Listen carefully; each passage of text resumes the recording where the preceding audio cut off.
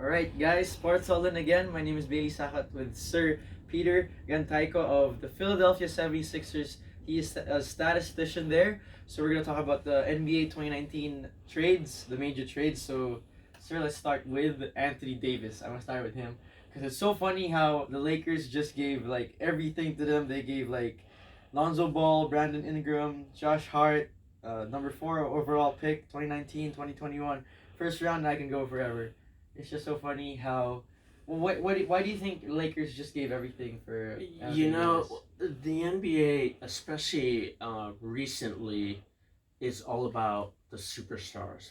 So the superstars, and there are like 10 to 15 of them, they want to create these super teams to win the championship. Yeah. So we saw it years ago when LeBron teamed up with Dwayne Wade and Chris Bosh. Miami. So now everyone's trying to simulate that. You saw it in San Antonio with Tim Duncan, Tony Parker, and managing it way before. Yeah. So it started there. So now everyone's getting that same idea. Mm. Let's get a couple superstars and just let them team up. Let's win as many championships. Look at Golden State. Steph Curry, Klay Thompson.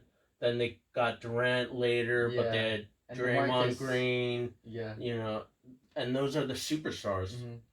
And that's what this NBA, they cater to the top 15 players and let them dictate how the league is run. That's how it is nowadays. Well, way before, do you think like during the 90s they wouldn't think that way, The team managers. It was more of a complete type team. Whatever you had your superstar or two, but then you had solid contributors that contributed to that championship. Okay. Yeah. So how about let's talk about Jimmy Butler and the Mayors, Leonard. They got that Miami Heat. Jimmy Butler's now in Miami Heat. Yes. And we also have the Golden State Warriors, actually, D'Angelo Russell. What does sign and trade mean? So basically, you get 2 teams, 3 teams, or 4 teams to agree to a trade prior to the start of the new league year, which was essentially Sunday, but it officially starts on Saturday. So they talk and they come together with some terms. Okay, we'll sign Jimmy Butler for you, and then we'll trade him to your team, and you give us this person. Oh, okay. Okay, but the big thing with the NBA, you have to make the salaries meet. Oh, okay. So you can't just sign Jimmy Butler for that much, trade him to another team, and give someone back in return where it doesn't matter. So that's where another team comes in. Okay. And in this case, it was initially Dallas, but then it ended up being, I forget who the other team was, because Dallas thought Portland. Portland. So Dallas thought they were getting 2 players, and Miami was giving them a different player that Dallas didn't want, so Dallas backed out. Yeah. So that's where it gets complicated. So basically, I think the way you see it, it's more of a the team managers and who they get is more of like a mind game. I think, is that what it is? Yeah, it's kind of again. It's the superstars dictating where they want to play. Basically, that's how the NBA is now. Yeah, is that a good thing? Is that a good thing? It is, because they're the market. They're the face of the league. Yeah. So people want to see their players. They want to see KD in Brooklyn. Yeah. They want to see Kyrie Irving's there too. Yeah, they want to see Curry in Golden State. That's what drives them. So they market to those type players. But what can you say about Kyrie Irving and Kevin Durant teaming up? And when do you think they would gel together? There's been many a team in the past that look good on paper. Oh, that's true. But do you have 2 people that can coexist, that are superstars like that, and share the ball the way they want? Now, it's going to be okay this year because Durant's going to be out most of the year, but if we look at Kyrie Irving through the teams he's been on, Cleveland, Boston, now Brooklyn, there's been something about Kyrie and that just can't stay. Yeah, is it because he's a me player, or is it he's not one of those that makes everyone around him better. You know, he gets his stats, but how does that affect everyone else? Players, his teammates rather. Yeah. And then KD's gonna be out for most of the season. One last question. Where do you think is Kawhi going? Kawhi? Yeah. You know, my gut tells me since they won the championship, he's going back to Toronto, maybe for another. There. That's my gut, but not based on anything. Yeah. I would say if they didn't win, then he's going back. To LA because that's where he's from. Yeah. That's where he grew up. I think he played college ball at San Diego State. So I think that's where he's pulled towards. But because they won, because he kind of developed chemistry with Toronto, with Lowry, with Gasol, with Siakam, Van Vliet, you know, and the fact that they won with that incredible shot over 7 foot. Over I mean, Joel Embiid. That was a nightmare. So if you ask me today, it's going to be Toronto. Okay. So that's it, I guess. What are we saying? The Philadelphia 76ers? Yeah, what are there any major trades that occurred for... The Sixers are an interesting team because they had a lot of rebuilding. Right? Yeah, so they had traded for Tobias Harris. Yeah. Traded for Jimmy Butler, and they created this core 4 players that was going to take them to... That's Ben Simmons, Joel Embiid, Tobias, and then Jimmy Butler, and then they had JJ Redick as a sharpshooter.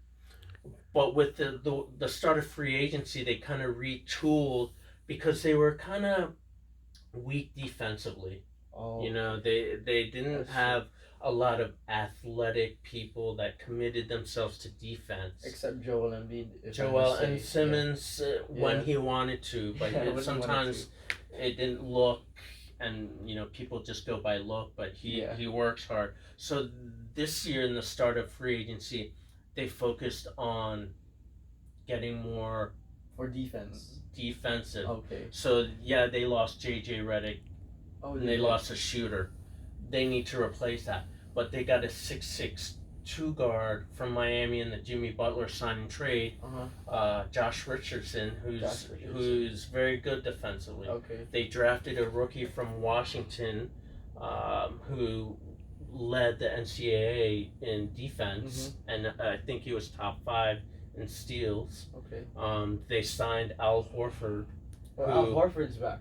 Yeah, so they signed him to kind of complement Joel Embiid, to back him up, and to play along. Yes, to kind of help create some physicality down low.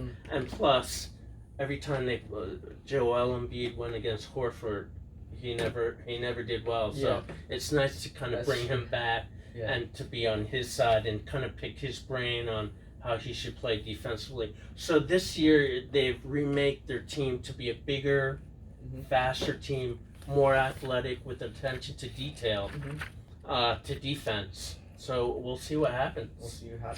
Okay, so that is what's next for Philadelphia, and I have no idea what you're trying to say. San Francisco. What are we gonna? Golden State? Or are we gonna ask for the trades? No, we've talked about that already. You have D'Angelo Russell. Right? Yeah, they did a sign and trade with 2 more players, if I'm not mistaken.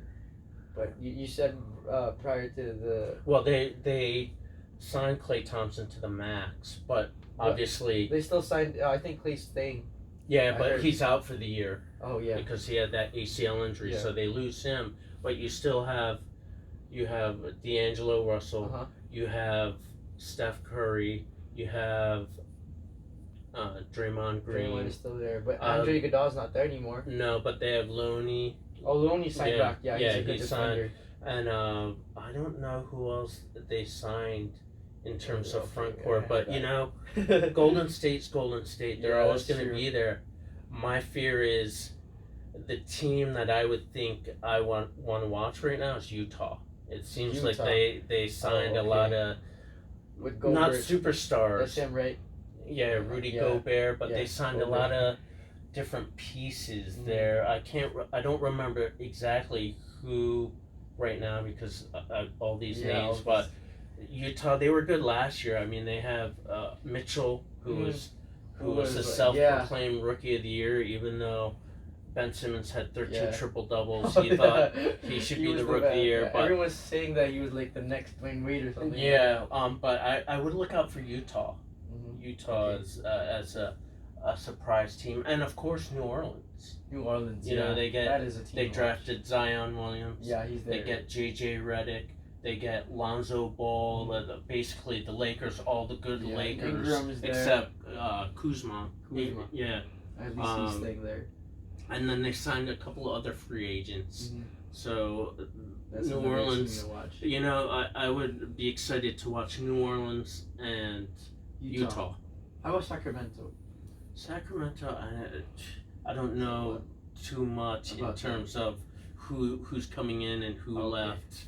I know Willie Cauley-Stein. Oh, I think he signed with Golden State. Oh, he did. I know Willie Cauley-Stein is. Oh yeah. He has the potential, but he also has some off-the-court issues that kind of prevent him from kind of progressing to the elite status. Yeah. Okay. He plays like JaVale though, right? Yes. Yeah, he plays like that. Anyway, okay, so we've been talking too much. Again, this is Sports All In. I'm Baileyss Acot and Sir Peter Gancayco. Again, you want to say a few words again? Thank you so much for giving me the opportunity to speak about my passion. I really wish I could have pursued a career in sports writing, but you know that doesn't pay the bills. That's true. That's true. Anyway, so okay, you know, just follow your passion or don't, but pay the bills. Sports All In. Good night.